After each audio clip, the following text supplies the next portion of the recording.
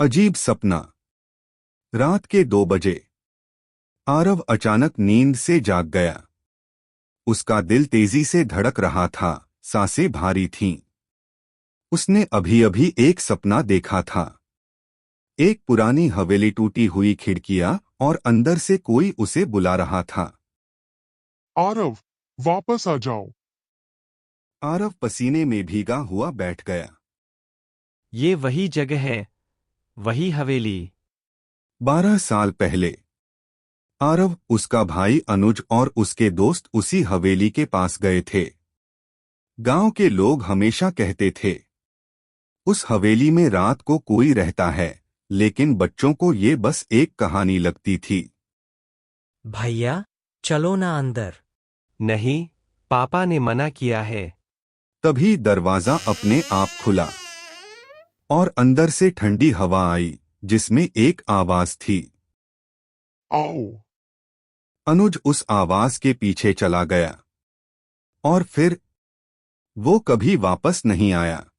वर्तमान में आरव के पास एक पुराना पत्र आता है। उस पर लिखा था, अगर सच जानना है तो हवेली में लौट आओ। नीचे साइन था, वो जो तुम्हारा इंतजार कर रही है। आरव अपने दोस्तों को बुलाता है, कबीर, सोनल, विवेक और एक नया लड़का राघव। भाई, ये सब क्लियरली गलत है। तू हमेशा डरता रहता है। कुछ तो है इस बार, ये मजाक नहीं है। तुम सबको जाना ही होगा। सब उसकी तरफ देखते हैं। तू इतना श्योर कैसे है? क्योंकि वो मुझे भी बुला रही है।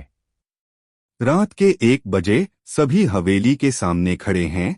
आज चांद भी पूरा नहीं है, अंधेरा और गहरा है।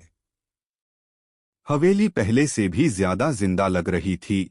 खिड़कियां हिल रही थीं, जैसे कोई अंदर से देख रहा हो। जैसे ही वो अंदर जाते हैं, दरवाजा जोर से बंद हो जाता है और उसी समय सभी की घड़ियां बंद हो जाती हैं। टाइम रुक गया है। दीवार पर खून से लिखा था, जो दिखे उस पर भरोसा मत करो, जो सुने उस पर विश्वास मत करो, जो महसूस हो वही सच है।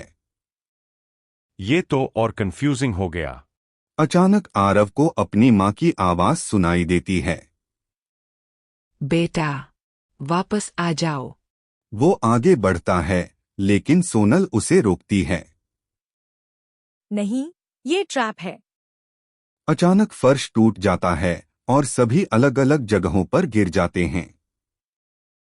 कबीर एक पूरी तरह अंधेरे कमरे में है। कोई है? तभी उसके पीछे कोई खड़ा होता है। वो मुड़ता है, लेकिन वहां कुछ नहीं। फिर उसके कान के पास आवाज आती है, मैं यही हूँ। सोनल एक लाइब्रेरी में है, जहां हर किताब में लोगों की मौत लिखी है। वो एक किताब खोलती है, उसमें उसका नाम है और लिखा है, सोनल, मरने का समय अभी। विवेक खुद को आईनों से भरे कमरे में पाता है। हर आईने में वो हारता हुआ दिखता है, कमजोर, टूटा हुआ। ये मैं नहीं हूँ। आईने में उसका रिफ्लेक्शन मुस्कुराता है, यही असली तू है। आरव को उसका भाई दिखाई देता है। भैया, तुम देर से आए। मैं तुम्हें लेने आया हूँ। अनुज धीरे से मुस्कुराता है। अब कोई वापस नहीं जाता। अचानक वो औरत प्रकट होती है। उसकी आंखें पूरी काली, आवाज ठंडी। ये हवेली तुम्हारे डर से चलती है। तुम सबको यहाँ किसी ने नहीं बुलाया, तुम खुद आए हो अपने डर के पीछे। कबीर अपने डर से हार जाता है। सोनल अपनी किस्मत पढ़कर टूट जाती है। विवेक अपने रिफ्लेक्शन से हार जाता है। तीनों गायब हो जाते हैं। अब सिर्फ आरव बचता है। तुम भी हार जाओगे। नहीं, मैं डर को स्वीकार करता हूँ। अचानक सब कुछ रुक जाता है, आत्मा चुप हो जाती है। राघव सामने आता है और कहता है, गेम खत्म। मैं ही वो हूं जिसने तुम्हें यहां बुलाया। क्यों? क्योंकि मैं यहां से निकल नहीं सकता। हर 10 साल में हवेली एक नया शिकार चुनती है और इस बार वो तुम हो। आरव बाहर निकल आता है, लेकिन जब वो आईने में देखता है तो उसे खुद की जगह राघव दिखाई देता है। हवेली से कोई नहीं निकलता, बस उसकी जगह कोई और आ जाता है। आरव आईने के सामने खड़ा था, उसकी सांसें तेज थीं, लेकिन आईने में जो दिख रहा था वो खुद नहीं था। वहां राघव खड़ा था और धीरे धीरे मुस्कुरा रहा था। ये क्या है? आईने के अंदर वाला राघव धीरे धीरे बोला। अब समझ आया कौन फंसा है। अचानक आरव के आसपास की दुनिया हिलने लगी, जैसे कोई सपना टूट रहा हो। दीवारें टेढ़ी होने लगीं, फर्श पिघलने लगा। ये सब झूठ है। तभी वही आवाज गूंजती है। नहीं, यही सच है। अचानक आरव खुद को फिर से हवेली के अंदर पाता है, लेकिन इस बार हवेली अलग थी। दीवारें सांस ले रही थीं, फर्श धड़क रहा था और हर तरफ फुसफुसाहट थी। तुम अब इसका हिस्सा हो। अंधेरे में उसे कुछ आकृतियां दिखती हैं। धीरे धीरे वो साफ होती हैं। वो लोग थे जो पहले इस हवेली में आए थे। कबीर, सोनल, विवेक, तीनों वहां खड़े थे, लेकिन उनकी आंखें खाली दी। तुम लोग जिंदा हो। हम यहां से कभी नहीं गए। सोनल आगे बढ़ती है।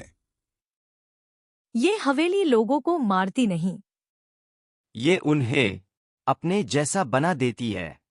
अचानक राघव सामने आता है, लेकिन अब वो इंसान नहीं लगता। उसका चेहरा टूट रहा था, आंखें काली, आवाज गूंजती हुई। मैं पहला नहीं हूं, मैं भी कभी तुम्हारी तरह यहां आया था। यहां से निकलने का सिर्फ एक तरीका है। क्या? किसी और को अपनी जगह छोड़ना। आरव पीछे हटता है। मैं ऐसा नहीं कर सकता। हम भी नहीं करना चाहते थे। अचानक हवेली का दरवाजा खुलता है। बाहर से कुछ लोग अंदर आते हैं, नए लोग हंसते हुए। देखो, अगला ग्रुप। आरव के अंदर संघर्ष शुरू हो जाता है। आरव के मन की आवाज। अगर तू नहीं करेगा तो तू हमेशा यही रहेगा। नए लोग हवेली के अंदर आ जाते हैं। उनमें एक छोटा बच्चा भी था जो अपने भाई का हाथ पकड़े था, ठीक वैसे ही जैसे अनुज था। आरव की आंखों में आंसू आ जाते हैं। कर दे और आजाद हो जा। नहीं। आरव चिल्लाता है, मैं किसी को फंसाऊंगा नहीं। अचानक हवेली हिलने लगती है, जैसे कोई नियम टूट गया हो। दीवारें चिल्लाने लगती हैं, तुम नियम नहीं तोड़ सकते। फर्श टूटने लगता है। आत्मा फिर सामने आती है।